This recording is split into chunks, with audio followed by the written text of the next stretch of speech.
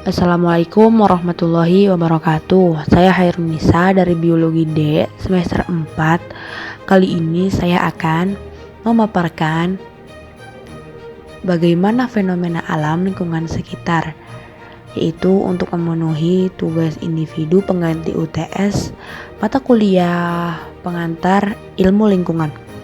Yang saya ambil yaitu fenomena lingkungan, tumpukan sampah rumah tangga, dan sampah plastik.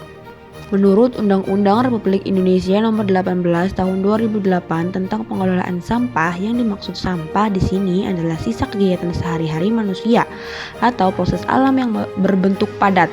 Sampah ini dihasilkan manusia setiap melakukan aktivitas sehari-hari. Pengelolaan sampah menerapkan paradigma baru, yaitu pengelolaan sampah secara holistik dari hulu sampai hilir.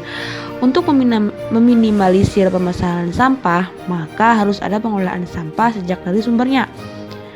Pengelolaan sampah merupakan kegiatan yang sistematis, menyeluruh, dan berkesinambungan yang meliputi pengurangan dan penanganan sampah. Pengelolaan sampah perlu dilakukan secara komprehensif dan terpadu dari hulu ke hilir agar memberikan manfaat secara ekonomi, kesehatan bagi masyarakat, dan aman bagi lingkungan, serta dapat mengubah perilaku masyarakat. Berikut saya menelusuri perkampungan yang di sekitar lingkungan rumah saya. Di sini terlihat sampah-sampah plastik yang berserakan. Sampah-sampah plastik ini akan berbahaya jika hujan turun dan akan mengakibatkan banjir. Di sini saya telusuri bahwa sampah plastik ini tertimbun tanah, dan sampah plastik tidak akan mudah hancur di dalam tanah. Sampah plastik adalah salah satu sumber pencemaran lingkungan hidup di Indonesia. Plastik merupakan produk serbaguna, ringan, fleksibel, tahan kelembapan, kuat, relatif murah. Karena berbagai kemudahan tersebut, seluruh dunia bernafsu untuk menghasilkan lebih banyak produk berbahan baku plastik. Namun, tanpa disadari karakter dasar plastik ditambah cara penggunaan yang tidak ramah lingkungan, ia justru merusak lingkungan hidup. Di sini saya menelusuri kembali di mana sampah-sampah plastik tertimbun dan tidak diurus dengan baik. Di sini terlihat genangan air yang tidak meresap ke dalam tanah akibat banyaknya sampah. Ini dia, saya sedang di lokasi. Ini adalah sampah-sampah rumah tangga yang tidak diurus dengan baik. Cara menanggulangi sampah yaitu tidak membuang sampah sembarangan. Kemudian, jika ingin membakar sampah, pastikan membakar dengan jauh dari jangkauan lingkungan penduduk. Kemudian, menggunakan kembali barang yang tidak diperlukan agar tidak menjadi sampah. Mendaur ulang sampah, kemudian memisahkan sampah organik dan anorganik.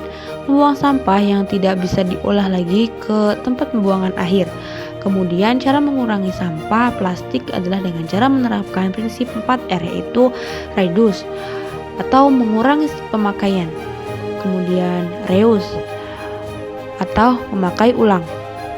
Kemudian recycle atau mendaur ulang, dan replace mengganti dengan bahan yang lain. Selanjutnya, fenomena lingkungan pencemaran air. Air dan tanah adalah dua sumber yang tidak dapat dipisahkan dari kehidupan manusia.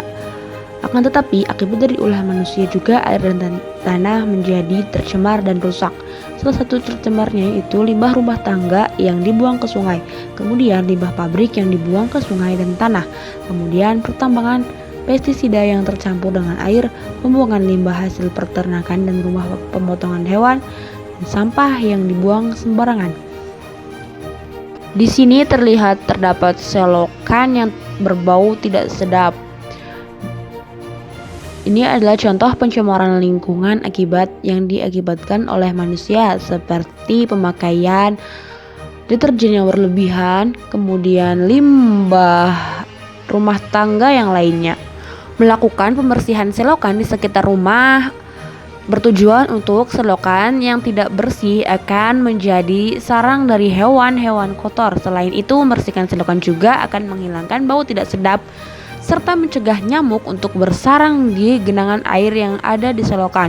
Selokan juga dapat menjadikan sebagai sarana penghijauan dengan menanam tanaman yang mampu menyerap zat pencemar.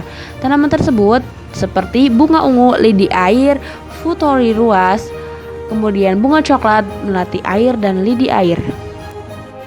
Fenomena selanjutnya yaitu kebakaran kilang minyak di Indramayu. Tangki kilang minyak PT Pertamina RU 6 Balongan, Kabupaten Indramayu, Jawa Barat mengalami kebakaran pada Senin 29 Maret 2021 dini hari.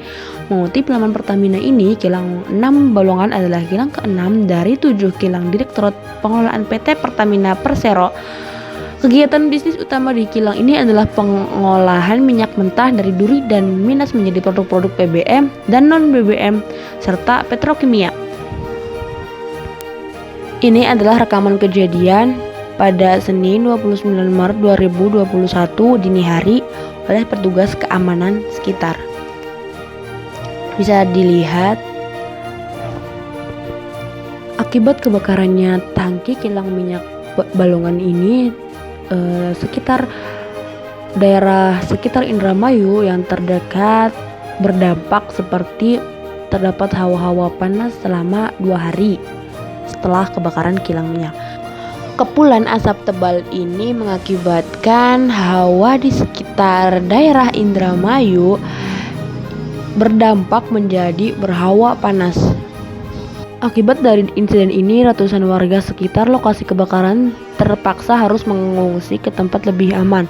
Berdasarkan informasi dari BPBD Jawa Barat, atas insiden ini sebanyak 932 jiwa diungsikan.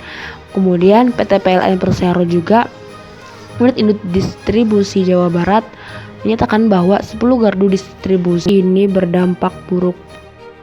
Mungkin cukup sekian pemaparan fenomena lingkungan dari saya. Kurang dan lebihnya mohon maaf. Semoga bermanfaat. Wabillahi taufiq wal hidayah.